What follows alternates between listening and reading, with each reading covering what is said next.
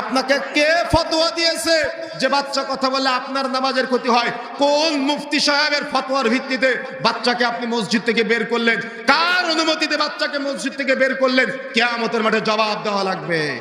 আপনার সমাজে ছোট্ট একটা বাচ্চা, ও যখন মসজিদে নামাজ পড়তে যায়, সালাত আদায় করতে যায়, ও নামাজে গিয়ে ছোট্ট বাচ্চাটা ও হয়তো একটু কথা বলেছে, কথা বললেই আপনার সমাজের মূর্খ মসজিদের দায়িত্বশীলরা ওকে মসজিদ থেকে বের করে দেয়।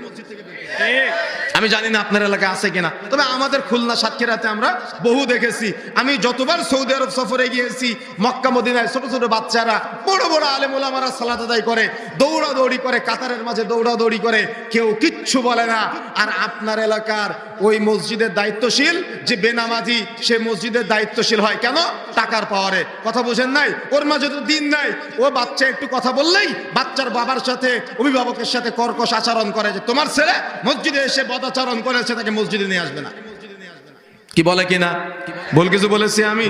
অথচ মনে রাখার চেষ্টা করবেন, রাসূলুল্লাহ সাল্লাল্লাহু আলাইহি ওয়াসাল্লাম বলেছে, মুরু আওলাদাকুম বিসসালাতি ওয়া হুম আবনাউ সাবঈ সিনিন। তোমাদের সন্তানদের বয়স যখন 7 বছর হবে, তখন তাদেরকে নামাজের প্রশিক্ষণ দাও, সালাতের প্রশিক্ষণ দাও। 10 বছর বয়সে সালাত আদায় না করলে প্রয়োজনে পিটিয়ে সালাত আদায় করাতে হবে। ফজরের সময় আপনিও ঘুমিয়ে থাকেন, আপনার সন্তানও ঘুমিয়ে থাকে, কেউ সালাত আদায় করে না।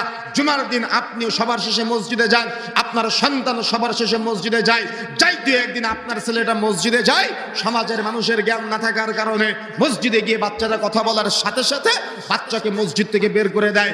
অথচ রাসূলুল্লাহ সাল্লাল্লাহু আলাইহি ওয়াসাল্লাম থেকে এমন কোনো প্রমাণ পাওয়া যায় না যে বাচ্চা কথা বললে নামাজের ক্ষতি হবে। বরং রাসূলুল্লাহ সাল্লাল্লাহু আলাইহি ওয়াসাল্লাম থেকে প্রমাণ পাওয়া যায়, যদি বাচ্চা কথা বলে তাহলে সালাত সংক্ষিপ্ত করতে হবে। মহিলারা সালাত আদায় করলে বাচ্চা অনেক সময় কোলে থাকে না, যদি বাচ্চা কান্নাকাটি করে সালাত সংক্ষিপ্ত করতে হবে বলা হয়েছে, কিন্তু বাচ্চাকে নিয়ে আসতে পারবে না এ মর্মে কোথাও বলা হয়নি, ও অনুৎসাহ প্রদান করা হয়নি।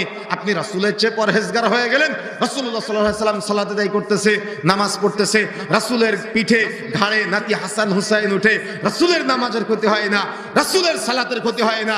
আপনি এত বড় পরহেজগার হয়ে গেলেন, রাসূলের চাইতে তাকওয়াশীল হয়ে গেলেন, রাসূলের চাইতে আল্লাহওয়ালা হয়ে গেলেন।